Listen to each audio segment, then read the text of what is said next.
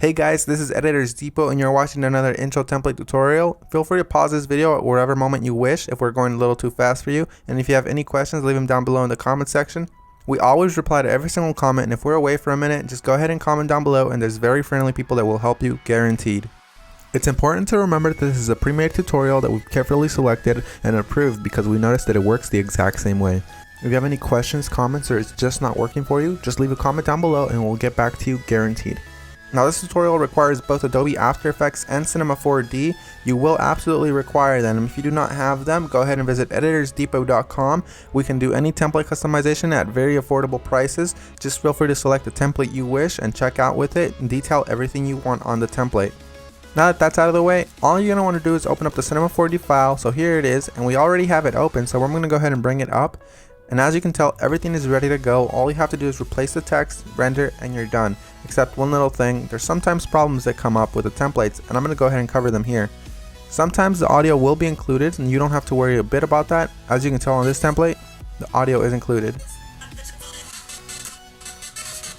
It's not a problem at all, and sometimes the font is not included. If it's not, all you want to do is of course look for the text layers. They will look a little like this. Select it, and then hit font, and select any font you wish. You can visit DesignerDepot.net for any font you wish. The first thing you want to do is of course modify one of the text layers. So here it says your. I'm going to go ahead and hover the text after I select it and replace it with editors.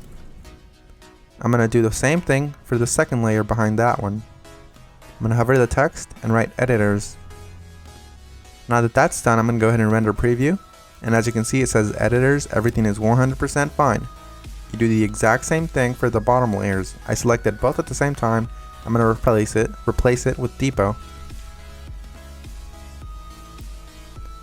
Once I go ahead and render preview, it looks amazing and I'm happy with it.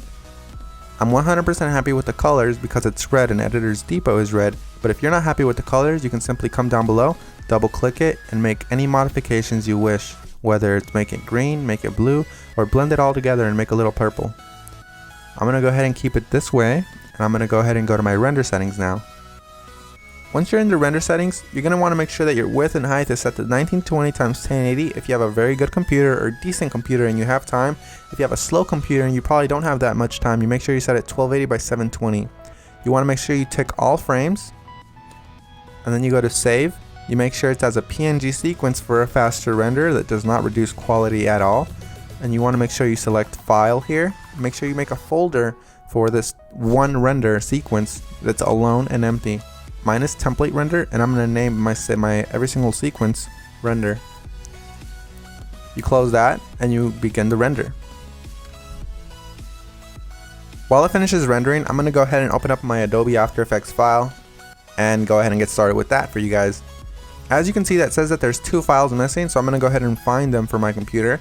So I'm going to wait for it to load, and as you can see, it says here that the audio is missing.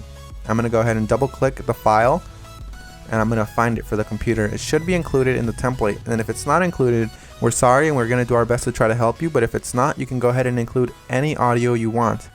As you can see here, it's not included, so I'm going to go ahead and just drag in one of my copyright-free files that I have in my library. You can use the one that we're using for this tutorial. Another really quick tip you can actually follow is just close this, right click the file, and go to rename. You can actually copy the entire name if it still has the original name of the song. Then you go back to YouTube, you paste that there, and you download the file from there. You want to make sure it's copyright free and you're not breaking any laws though. Once you've gone ahead and replaced your song, you're going to want to go ahead and replace the other thing that was missing, which is of course the PNG sequence. It might be a PNG file, .png, or it might be an MP4 file, or anything within those regards, like QuickTime for example. You're going to go ahead and double click it and replace it with your render sequence. I'm going to select the first frame, scroll all the way down just to be safe, and select the last frame. You want to make sure you do the same thing, all while holding shift, so it selects every single one. You make sure you tick on sequence here where it says PNG sequence. You should have that option for Windows as well. You hit open and it will import every single one, and it'll make it look like a video. That makes your render much faster and it looks the exact same.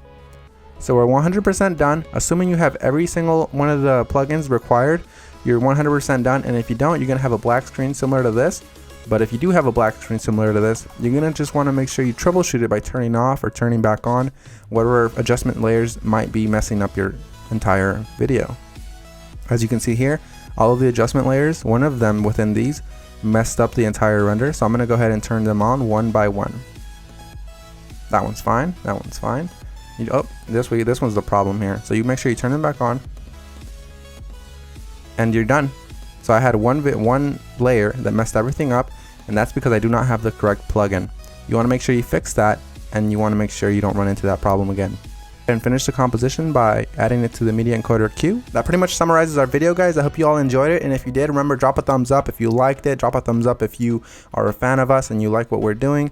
And guys, we really appreciate every single one of you from the bottom of our hearts. We really appreciate every single one of you guys, whether you're liking this video, disliking, or you just left and you didn't even watch this tutorial, guys. Hope you all have an amazing day, and as always, this is Maurice. Visit EditorsDepot.com for any customization of templates, and have an amazing day. Take care, guys.